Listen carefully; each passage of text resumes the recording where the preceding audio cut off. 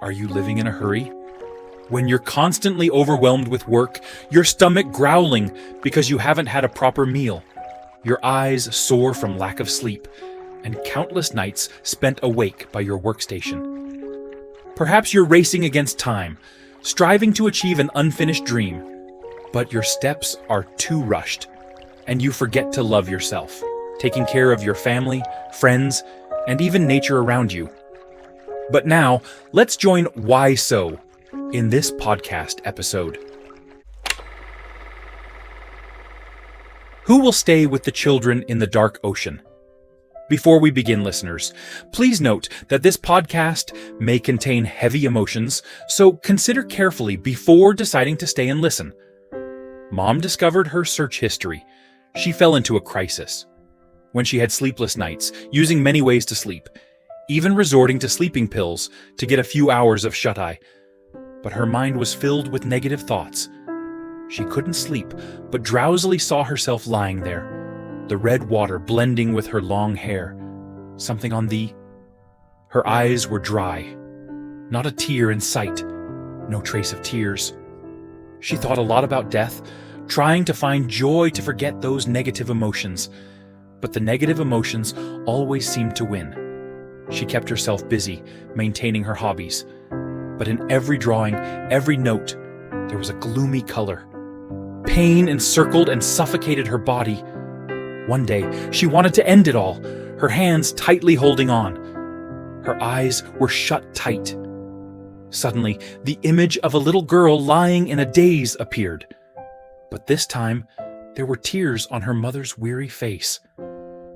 Mom discovered her search history. Mom discovered her intention to end her life. Mom cried a lot, and hugged her tightly. "Darling, tell me, did I do something wrong?" "I'm sorry, my dear.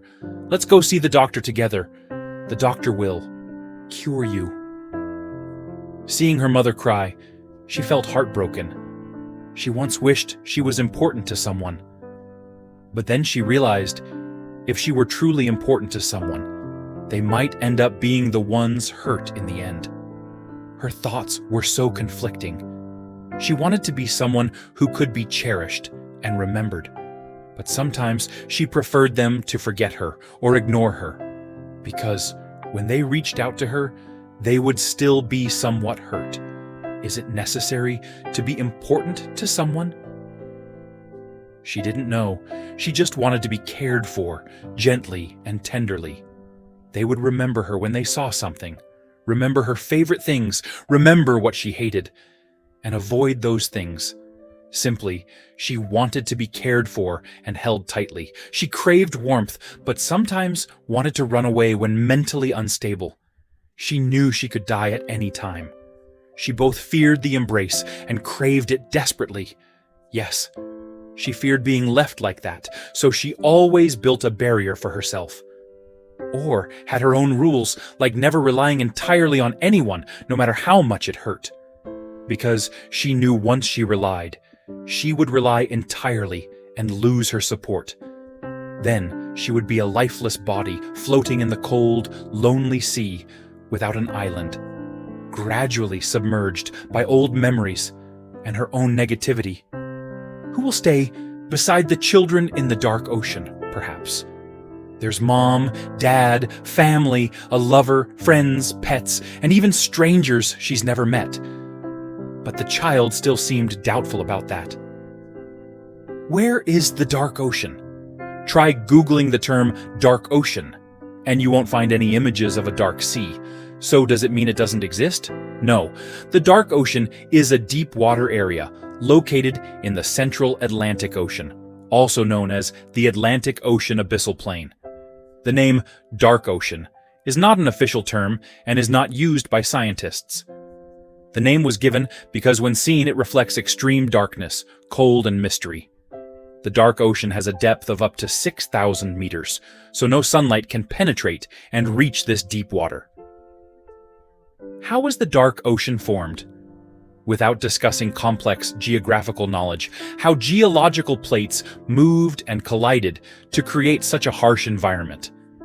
This podcast will tell you how the dark ocean of a young person was formed, how it started from a rain, not enough to knock them down immediately, just drizzling day after day, seeping into their flesh. The rain then covered a vast area. The children couldn't see the end of the dark clouds, nor know where to run to escape this rain. They kept walking under umbrellas, sending out unrecorded cries for help. They tried to find ways to cope, or got used to it until some kept running until they collapsed from exhaustion. Some found shelter or their own umbrellas. Some couldn't wait for the sun and chose extreme ways to escape. Some adapted so well they didn't want to look for the sun anymore.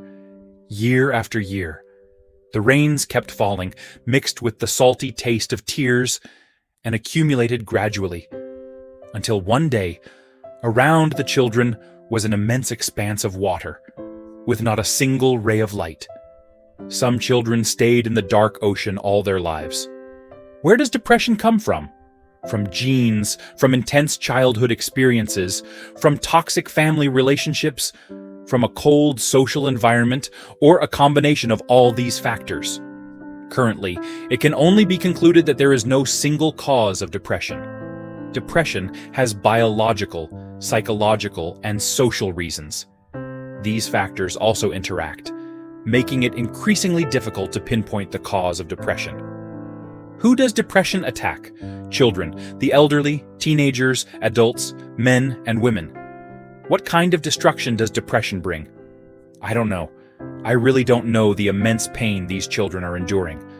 Just like the deep sea thousands of meters below, no one dares to explore it. It seems no one truly understands the dark ocean within these children. What do we know about the world of those with depression? Nothing.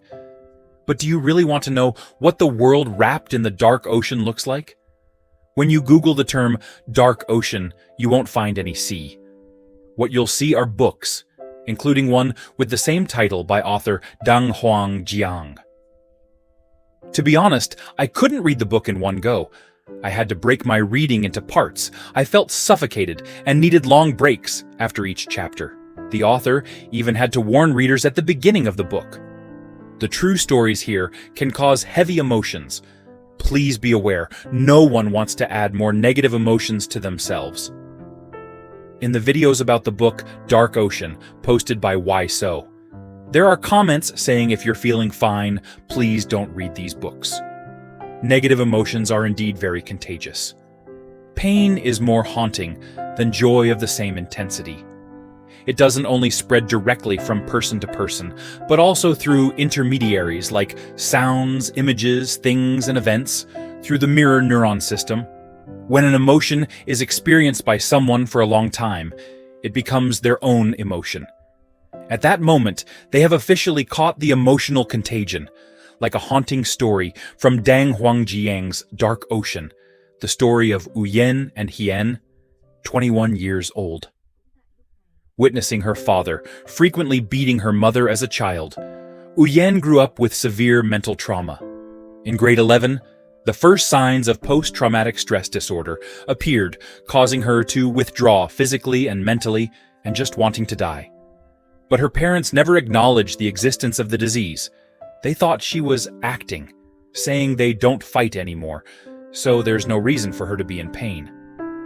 Hien was Uyen's boyfriend. They met online. Before dating, Uyen warned him about her illness, and Hien thought he could help. Hien read materials online to prepare himself. 7 months after they started dating and living together, Hien became depressed. He attempted suicide, but failed. What's scary is that Hien went from a normal person who wasn't afraid of crowds, always wanting to share, talk, and connect with Uyen, from someone who understood that living with a depressed person requires a lot of love and knowledge. I don't feel exhausted or troubled. I don't feel annoyed. I don't blame anyone. I know my girlfriend is not well. My only concern is how to take better care of her, how to keep her safe, how to prevent her from ending her life. I'm just very worried, very anxious. I don't want to lose another friend. I already lost one friend in college. Quite close. The day of the incident. Their departure scared me. I'm still haunted by it. When they were alive, I was sometimes indifferent to them. They texted me, and I was too lazy to reply. Now, their image always reminds me not to lose another friend. Depression is that scary. No child wants to drag their loved ones into the mire they are stuck in.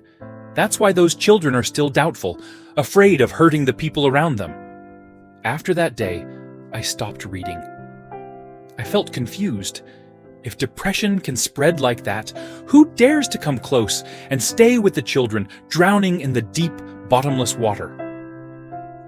Later, after reading more materials and watching videos shared by other psychologists, I realized this. Those children must save themselves. Who will stay with the children in the dark ocean?